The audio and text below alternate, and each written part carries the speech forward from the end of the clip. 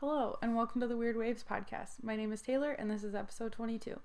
On this week's episode, we talked to Serena Xing. She is a surfer originally from China who now lives in Costa Rica.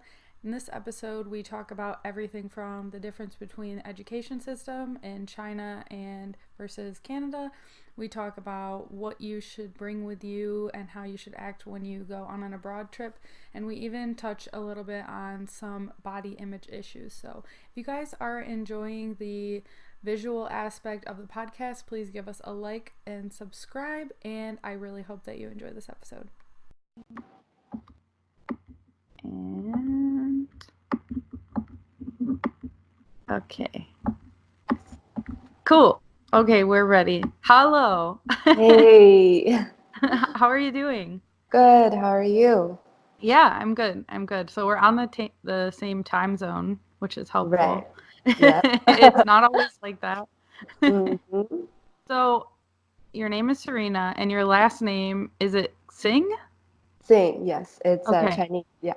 Okay. So tell me a little bit about yourself. Where did you grow up? So I was born in China, and I grew up in China till I was 15. And 10 years ago, moved to Canada for school. So I spent my high school and university in Toronto. But just shortly after my graduation, I was on a solo trip to Costa Rica. Um, I was obsessed. So I had a few more trips while I was working in Toronto after my graduation. But under one opportunity that I was basically homeless in Toronto, that I had to find another place to live. So I was like, oh, maybe I'll just move to Costa Rica because I love it here, and I didn't have a long time job in that moment. So I just made this decision. So right now I've been living here for about 2 years and a half, and I started my own surf retreat and vacation rental business last year. So right now we're in the high season, so it's like a hard working time. That's good though. Where in China did you grow up? I was born in Nanjing and I moved to Beijing when I was about 14. 14. Okay. Yeah. And what was it like growing up in China? It's pretty different from the life I have right now. There are a lot of people, a lot of buildings, huge cities. Um, Everybody is like super hardworking, super busy with work, with school, and it's very competitive. Whereas right now, this life is more laid back, pura vida. In China, you see everybody is like working really, really hard for their lives. What made you decide to go to Canada and then pick Toronto? First, I had some relatives living in Toronto in that moment, and also my family is more open-minded compared to the traditional Chinese families, and they do believe that I'll do better in a North American environment. Also, they were both in fashion business before I was born, so they really like me to see the world a little more than just like working really hard like other Chinese people, and yeah, maybe a non-traditional way to grow up. Yeah. What about North America did they think would be better for you? First, the education system, you get to learn more practical skills than just like reading the books or memorize something every day. And also the exams in China to go from, for example, elementary school to high school, from high school to university is extremely competitive. Like you Okay. could lose at any point. Yeah. Okay. So our system, it's less competitive in that way. Is less competitive and it gives the students more opportunity. Like if they're good at something, and for example, if you're good at uh, math and you might not be good at like literature or other things, you still have a way to go because in high school you can choose your own courses. But in China, everything's the same. You have to be the best in every single subject to Okay. get to a good university. Yeah. So, yeah, that would be pretty difficult. It's, yeah, because I'm more in the creative side. That's why I actually studied fashion at Ryerson. Okay. So it will be extremely hard for me to seek higher education in China. So to get into a fashion school in China, Hmm. you have to be good at everything else as well. Yes, yes. Okay. I mean, it's an interesting way of doing things. Yeah. So when you came to Canada, what was that process like for you? Did you know you wanted to stay longer term or Um, I did know that I'm going to finish at least post-secondary there. okay. So when I moved to Canada at 15, it's easier. I know for um, the people who are older, for the immigration process, going to be harder because then they have to complete language tests, they have to make investment. But for me, in that moment, I was international student, so it's an easier process. So you got a visa to study at a high school? Then I got a study permit until after I finished university. Then I got a work permit. There's no language tests at all is it because you're learning like in school the language or When I moved here, there was no like official test. But right now, if I want to get to university, I have to take like ESL test, for hmm example. Mm-hmm. like the TOEFL, I think is yeah. Else, yeah, Okay. yeah. Yeah, I know there's a couple different ones. Mm-hmm. Okay. And how did you like high school? Like what was the transition like for you your first year in Canada? My first year in Canada was pretty hard because I got here in September and it started snowing in October. I remembered. Yeah, and yeah. and I was not prepared at all. I had no winter jacket. I was like, this is gonna be interesting. First winter for me. Yeah. And were you staying with like a host family or with your family that was living in the area? In the beginning, I was with my family, but later on, I had to live by myself for a couple of years because my high school was actually in Stouffville, and I couldn't drive at the point, so I had to live in a house closer to school and alone in the snow for about 2 years. Yeah, So how old were you when you were living on your own? about 16. That's But pretty young. yeah, but I've been pretty independent growing up. So it's not too bad for me. It's actually kind of fun. That's that is so interesting. So would you travel back and forth to visit your family? Yes, when I was in school, I'll go back at least once a year in the holidays. Yeah. And did your parents come and visit you? Yes, not too often, but it will come every couple of years. Cool. And then how did you pick what you wanted to do in college? I think that's hard for everybody.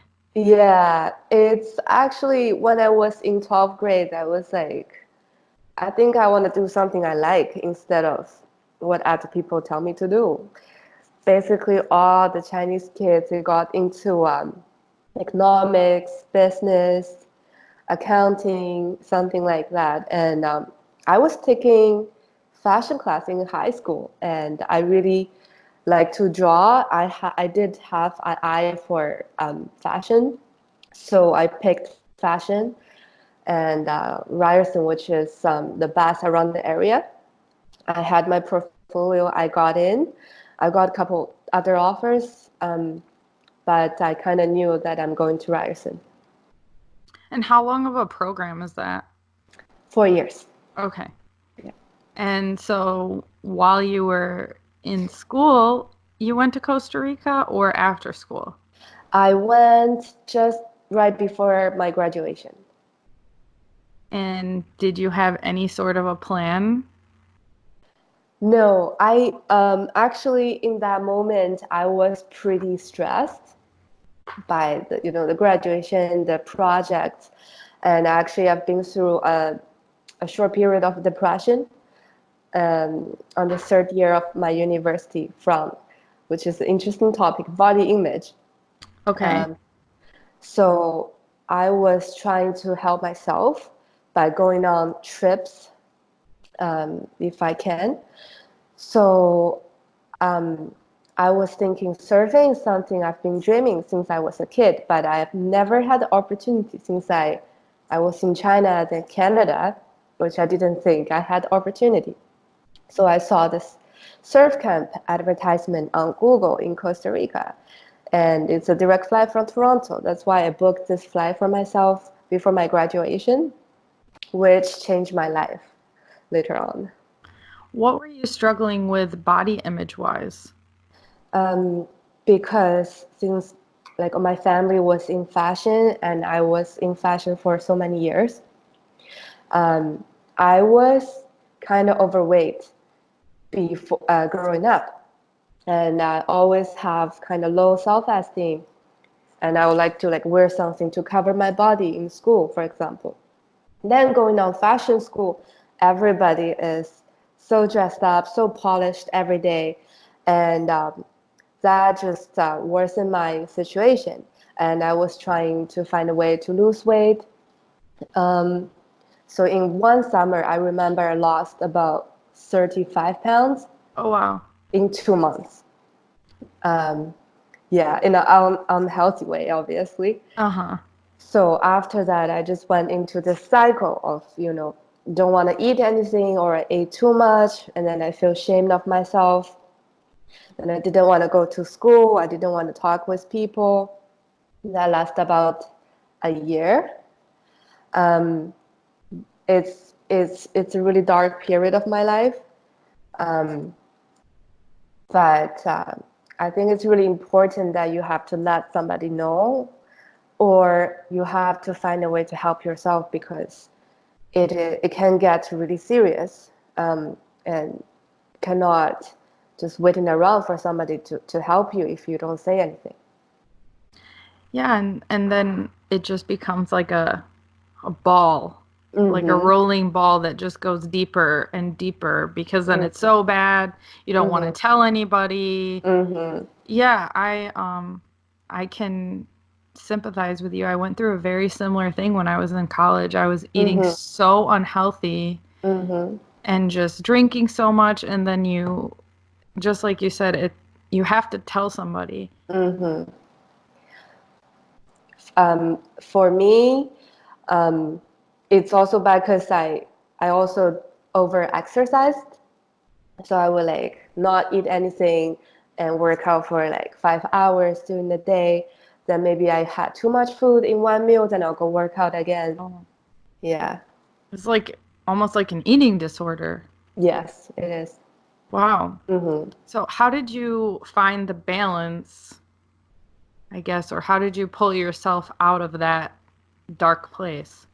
So after the first surf trip, I I discovered surfing, which is something I've never tried before. And I did find a connection with the ocean. Like while you're in the ocean, you kind of forget anything else. And also Costa Rica is such a friendly place. Sometimes I walk on the street, I won't care about what people are thinking of me, or like, do I look too fat? Or do I look, you know, not like ideally beautiful? But here, everybody's super nice. Then I just realized that I'm thinking all these extra things, it's so unnecessary because people here living a simple life. They surf, they work, they eat, they sleep. Nobody will judge you. And also the ocean is such a peaceful place for me.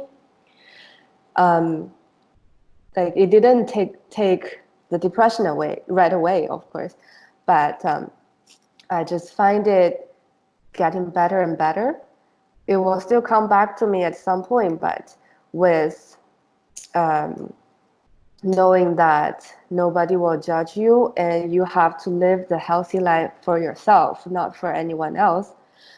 Um, don't be too strict to yourself for especially the food or exercise. It doesn't hurt you if you had like a little more food today, tomorrow, or it didn't work out this week. It is okay. Just you have to find the relationship with yourself internally. Yeah. What does it mean for you to be healthy for yourself?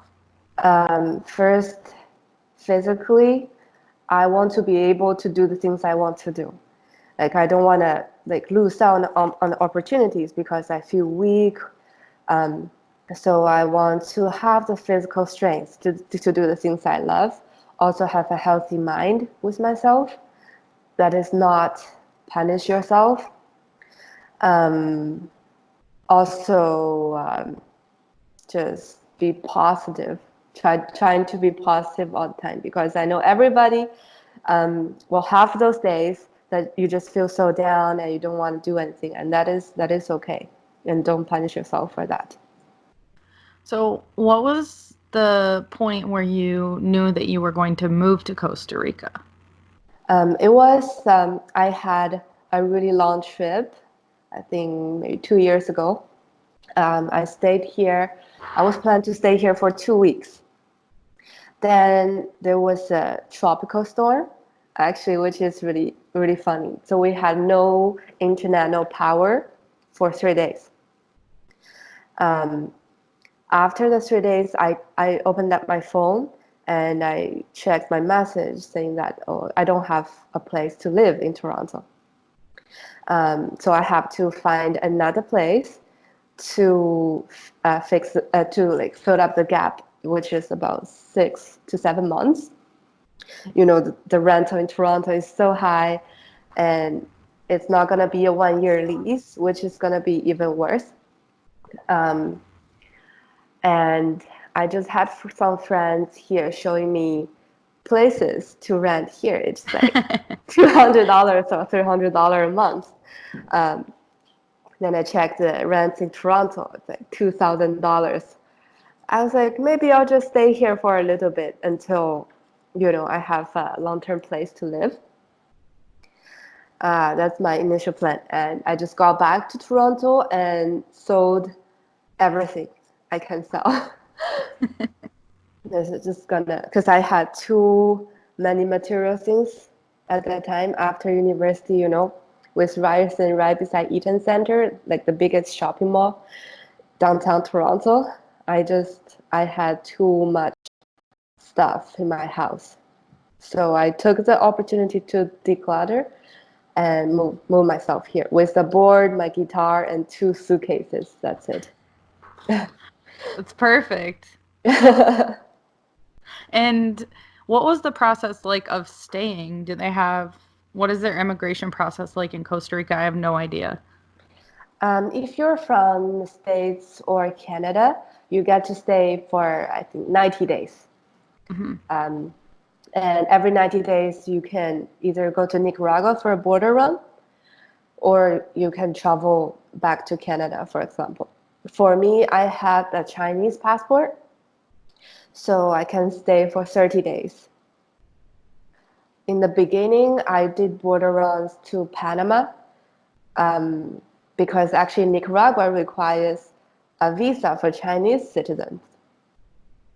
So, but right now I'm applying for Costa Rican resident, so I can stay as long as I want. That's awesome. Yeah. And what were you doing for work when you decided that you probably needed to start working at some point? Yeah, I actually found a job before I officially moved here. I work in this bikini shop for creative direction and marketing and graphic design. And I also do like freelance. I take some other work from like local businesses. It's like digital marketing, or are you creating graphics for them? What are you Yep, doing? both. Like I plan the photo shoots. I do the styling. I make graphics, store displays, like everything um, related to the shop. What is it called? Papaya con leche. Oh, cool. I think I've heard of them. It's a pretty big brand, isn't it? Yeah, it's like customized bikinis. That's so She, interesting. yeah, they handmade everything and design shoes, bikinis. It's pretty cool. That's really cool. And Yeah. what is the city called that you're in? Tamarindo. Okay. And what is that city like? It's more like a small surf town, a little touristy compared to the ones like deep in the jungles. We have this beautiful coastline throughout the town, and there are a couple of surf spots. You can just like walk to. Um, a lot of people during the New Year's, the holidays, or in Easter in April as well. But it's really convenient. A lot of expats here. You can find anything you need here. Supermarkets, banks, restaurants, a lot of options. That's it seems like a really good place to set up, especially for you. Yes. That's so cool. Uh, so talk to me about surfing in Costa Rica. um, it is for me in Tamarindo. It's more of a beginner beach because we're more touristy. So a lot of people come here and they want to take surf lessons or they join the surf camps. And the waves are pretty mellow, but when we have swell coming in, they can get really big as well. And Costa Rica, like it's full of coastline, so we have all kinds of waves, point breaks, beach break, reef breaks. Um, some places are really, really, really big for advanced surfers. If you rent a car, you can just drive through the country. You get beautiful surf without any crowd. Around here, we have Playa Avellanas, Playa Grande, which is more like for intermediate. A lot of options. Do you travel for surfing? Yes. Um, I serve mostly in my home break in Tamarindo, but I also go to like Avellanas, Playa Grande, which is within 30 minutes of drive. And I'm going on a longer surf trip to this place called Boca Barranca. It's the second longest left-hand point break in the world. The first one is in Peru, I believe. Oh, that's awesome. Yeah. Yeah, it sounds I can picture it in my head, you know. Sounds like it sounds like a dream. And is the temperature the same all year round? Yes, we get the rainy season in September, October, but it never gets too cold. A little windy in maybe February and March, and maybe you need a wetsuit jacket or 1 millimeter. But for my Canadian lake surfers, they think this is really hot. They don't need Yes. anything. Yeah. Well, it's such a rarity. I mean, uh, we surf the lake too, and it's such a Hmm. rarity to have warm surf. Hmm. It's like 2 days the whole year. My friend's like, I've never felt my skin with the surfboard wax. I was like, you're missing out. You need to feel that feeling. Totally. But then if you're not used to that too, you can get those Rash. the rash on your yeah. Oh, yeah, on your I ribs. yeah, on your chest and on your stomach and knees. I used to drag my knee quite a bit Oh. when I was popping up and I would always Hmm. have this just like big Little rash. yeah. Oh man. So you on your Instagram page, it's Mm. all longboarding. Yes. And I think this is cool. You talk so much about sticking to longboarding. What is it for you about longboarding that made you just stick with it? So when I started, like I said, I traveled with my board from Toronto to Tamarindo. That was the 7-2. That was not a longboard at all. Oh, And okay. I struggled the longest time because I was still learning. I couldn't really catch my own waves yet at that point. And sometimes the waves here are not big. They're beginner waves. They're maybe like 3 to 4 feet. And I just couldn't catch any waves, even though like I could do it on a longer board. But I had that ego. I was like, I got this board, so I have to serve this board. It is my board. How can I not serve my board? And there are some more experienced surfers who are like, you should try a longboard. It will help you learn faster. And in the beginning, I was like, no, no, not for me. I have my board. I have a perfectly fine board. But one day, it was super flat. So I gave it a go. It was like a soft top, not even a longboard. And I was catching so many waves, and I had fun for the first time. Um, so I was like, maybe I should give it a try. And I always, watch those beautiful longboard girls videos on the internet, but I never really thought about myself being on a longboard, like doing the cross step, nose right. So I tried my friend's longboard for a couple of weeks, and I was like, maybe I'll get. So I got this used, really beaten up longboard and start practicing.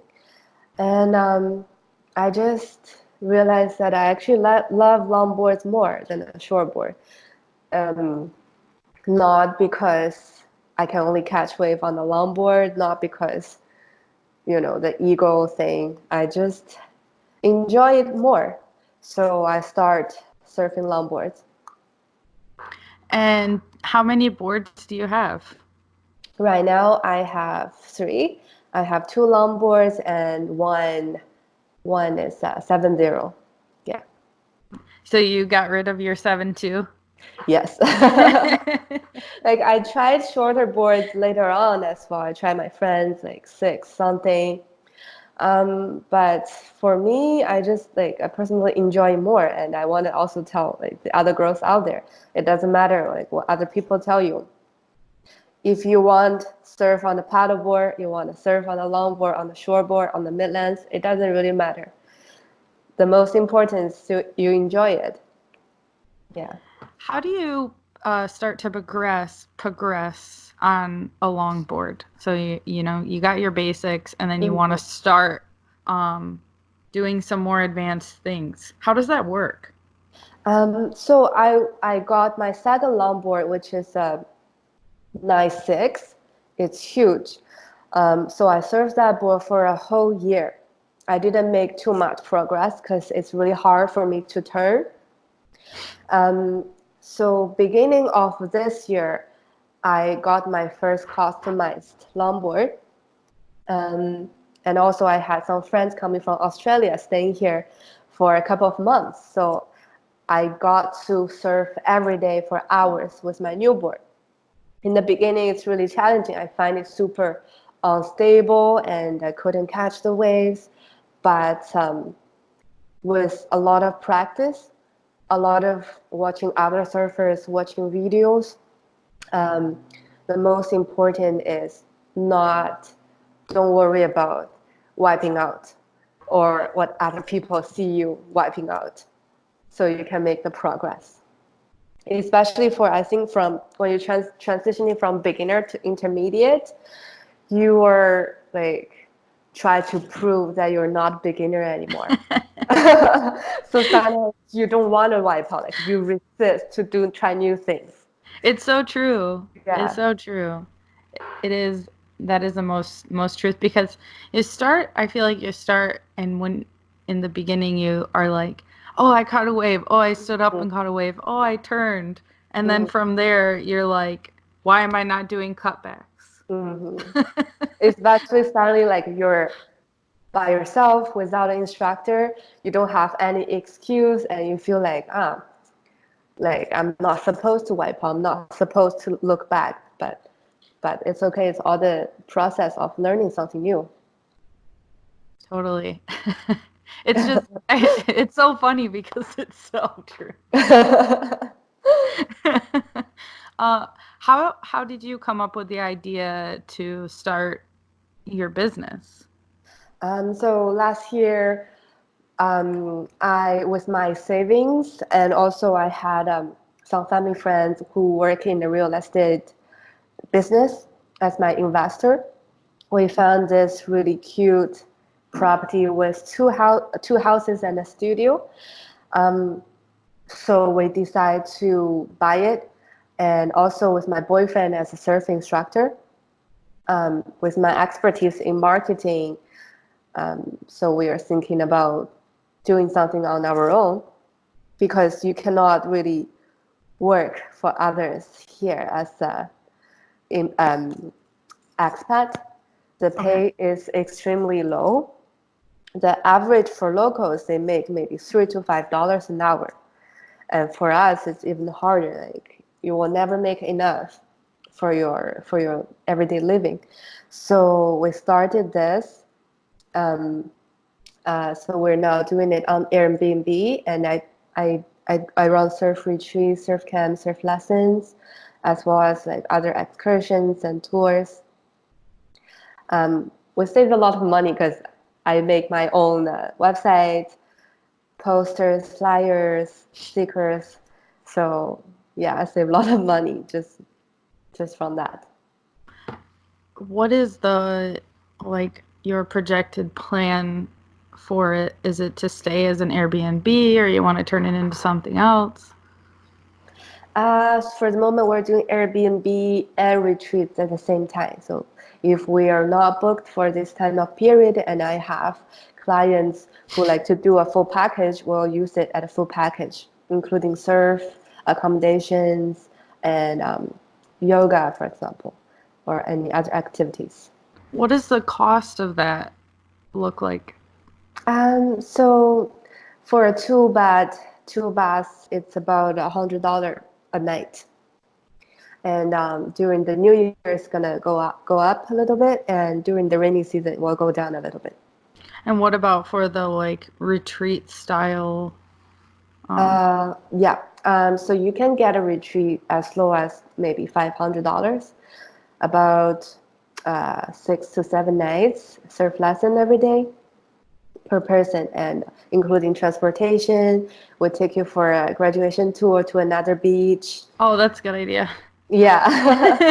And we do if you want like a surfer workout, or you want surface yoga, or you want to see the volcanoes, waterfall, like we customize everything. So you're like your own travel agency too. Yes, That's basically. awesome. That is so cool. Yeah. That's a really good idea. And what do you do when it's flat? I always try to go because the fun of the longboard is there's no flat for you. Like Ah. you can always have something. And unless it's really, really, really bad, I will go for a workout, take my dogs to the beach for a run, or to the mountains, or to the waterfall. We have beautiful waterfalls around the area. Yeah, there's plenty to do. What kind of dogs do you have? They're just street dogs. I adopt them last year Oh, that's from cool. another side of the country. Yeah, Oh, that's cool. Yeah, you see the pictures of all of the puppies in Costa Rica. they're living the best life, you know. No leash, run on the beach, beach walk every day. We get to enjoy the sunsets, the chase after the horses or coconuts. Yeah, they love horse poops. Oh, that's so funny. Yeah. I wonder, are you getting, when you're getting people coming in, where are they mostly coming from? Mostly from States and Canada. Okay. Also from San Jose, which is the capital of Costa Rica, because this is their vacation destination as well. And do you have any tailored retreats for Chinese clients? Yes, I'm actually planning on something targeting the Chinese people living in North America, because there are plenty of them, especially the younger generation. Because normally when they go on vacation, they go to Cancun, or they go to Cuba for the 7 day all inclusive stay in the resort. But I more and more like younger kids They are looking for some more adventure and something different. So I'm gonna catering to them because we have no Chinese tourists here. It will be interesting when we get some. Yeah. Yeah. I can imagine. Yeah, that's cool. I think it is so cool to have someone who you have lived in so many different places that you can kind of Hmm. target all of those different audiences. Hmm. And right now I speak three languages, so it's like it will be really fun when we get Chinese tourists here. So I can help them with, talking with the locals, going to more local areas, not just tourist areas. What what are those different, like, how do you tailor your marketing towards those different um, groups of people? Like, what are the differences between them? What are they looking for?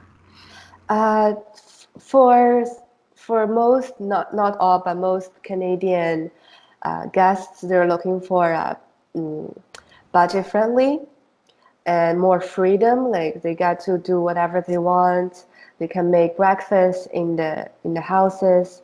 Um, Maybe go on one or two tours, but most of the time they like to spend time on the beach. So we don't plan like crazy activities for them.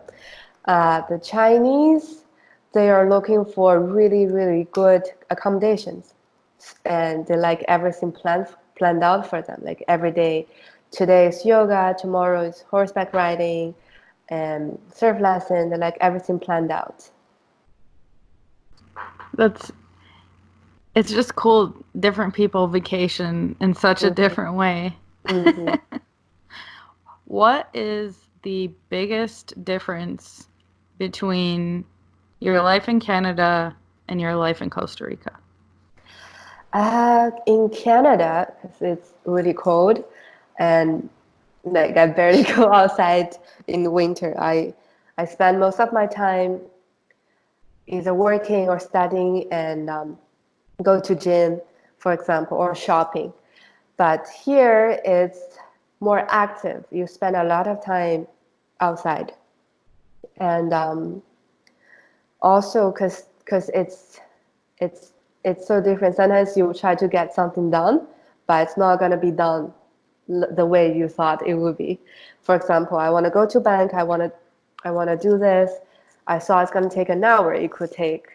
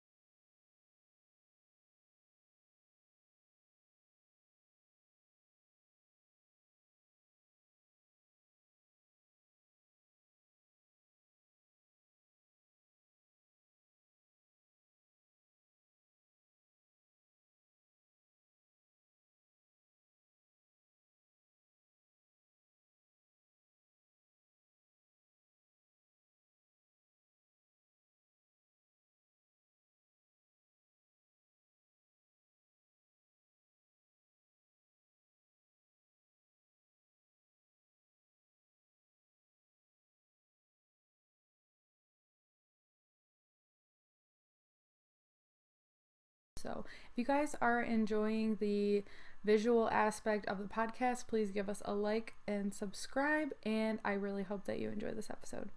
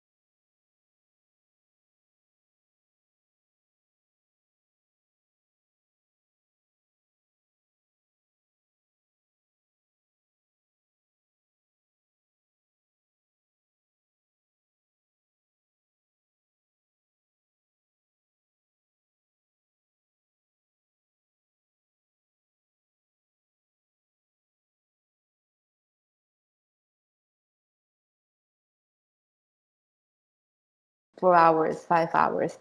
So you really have to give yourself enough time when you're doing something important, doing your errands. Why does it take longer? The people are just really pura vida. they have they make fun of the people's time. They call it Tico times. It's like if you say 12 o'clock, it's gonna be either like 2 o'clock or 4 o'clock, but not Okay. 12 o'clock. Yeah, Tico time. I like that. yeah. And what are you looking forward to next? Next, I really first want to progress my surfing.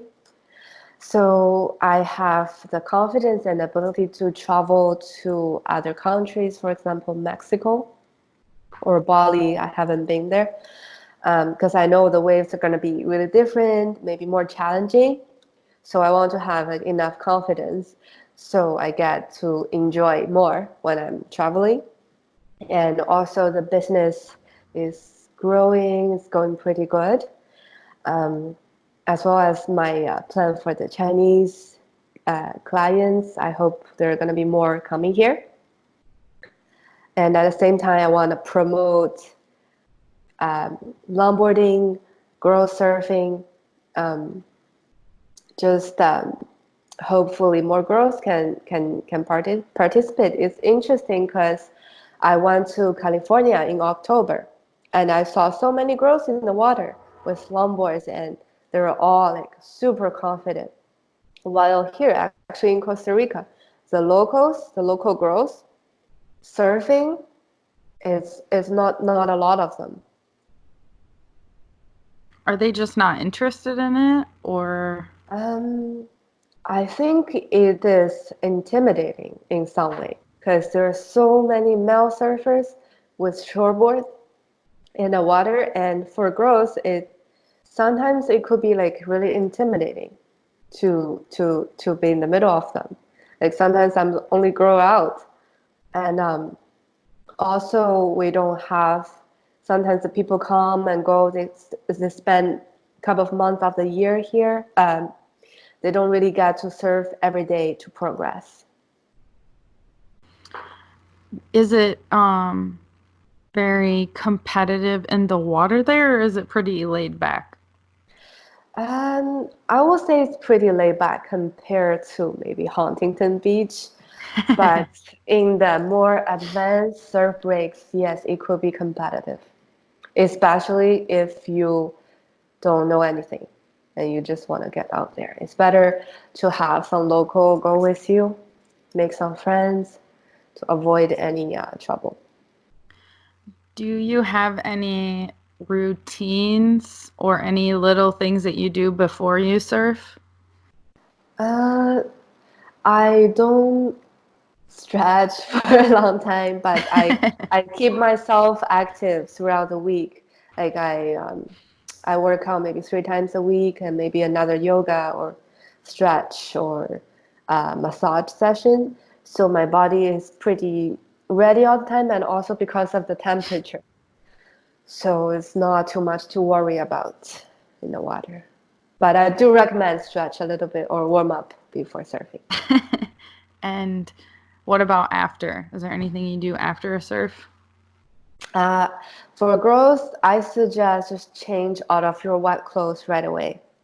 Yes. Yeah, really important. Um, and it can get windy, so keep warm. After surfing, stretch a little bit. Maybe actually reflect what you did in the session today. Like always, mind surf.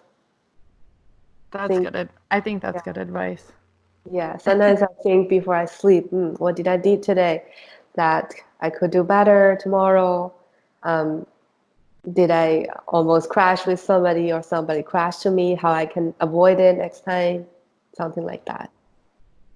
What was your biggest scary moment while surfing? Like your oh shit moment? It was really bad or, you know. So we went to this surf break last year, I think. It's a shortboard break with all rock bottom, and it's black sand beach. So we went there 12 o'clock in the noon, the sun was boiling hot. I finally got myself into the water. I've never surfed there before. Um, the waves were just huge. It was huge and it was super onshore, the wind. So they just coming at you, set after set, wouldn't stop. I found myself caught in the middle of the impact zone, couldn't really paddle out. And it's really hard to get in because it's like all rock around me. So that is pretty scary while you are almost running out of strength to do a turtle roll or just like paddle over. Yeah, for longboard, I say it's definitely hard to get through the breaks sometimes and the current for Yeah, longboard. the turtle roll is almost harder than the duck dive, I think. It's a lot of strength needed for do a turtle roll. Yeah, yeah. And what is the weirdest wave that you have ever surfed? Mm, I would say one of them is the lake wave. I think it's pretty weird.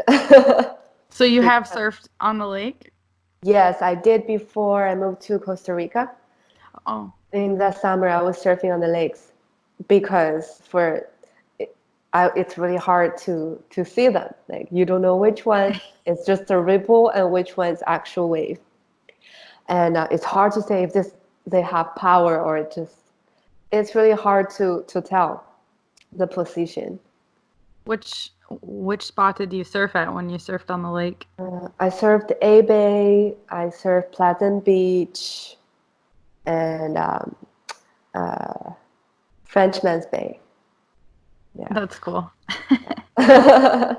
And if people want to reach out to you and find out more information about you and your business, all of that stuff, where can they find you? Either Instagram, you can find me there, or also go to my website, tidaltribecr.com, which has all the information of my business. But if you reach out to me on Instagram, I'll answer all the questions. Awesome. Well, this was Yeah. so fun. Thank you so much for talking to me today. Thank you. Yeah, Oh, and yeah. because Yeah. mine's different too, and I have a hat on now. I just came from work. All right. Okay. So the point I want to add is when people are traveling for surf trips, when they're traveling to these countries, you're actually taking or using the local resources. So I really encourage people to give back to the community while you're traveling. So either bring down some clothing, some toys, something you don't need in the house, or make a small donation to the local charity or any kind of organization. Because I think the tourists are taking a lot of things from these local residents and the nature. So I think it's really important to be aware of giving back to the community. I think that's a really good point. It's actually one it's never been brought up on the podcast, but I know there's a girl in the Surfistas, Shazia.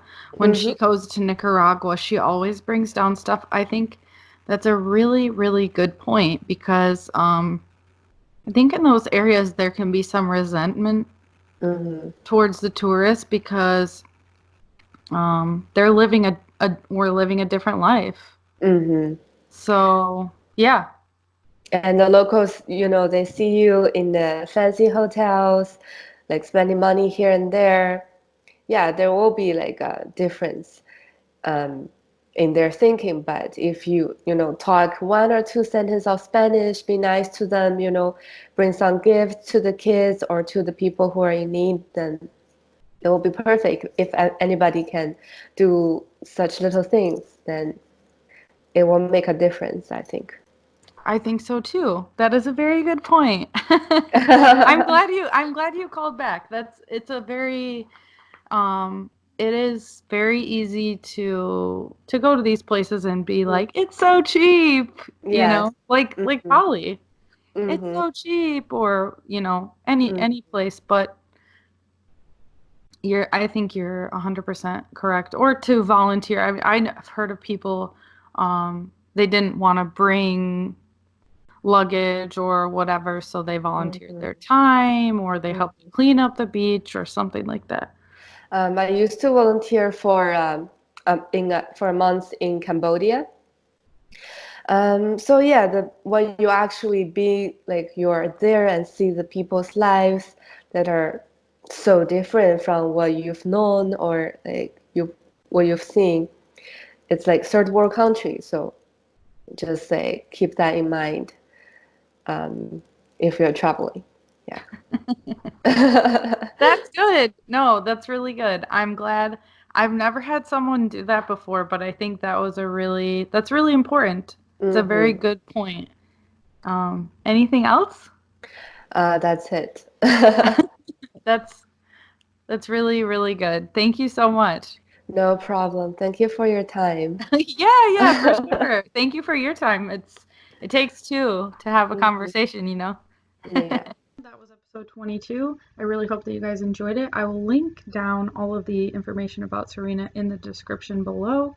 If you guys are enjoying this podcast, please feel free to share this and subscribe, leave us a comment, write us a note. We'd love to hear from you. Also, we will be posting a tour of Serena's home break in Costa Rica, so stay tuned for that video. If you would like to follow us on Instagram, it is at Weird Waves Podcast. You can also find an audio only version of this podcast on Spotify, Apple Podcasts, Stitcher, and Anchor.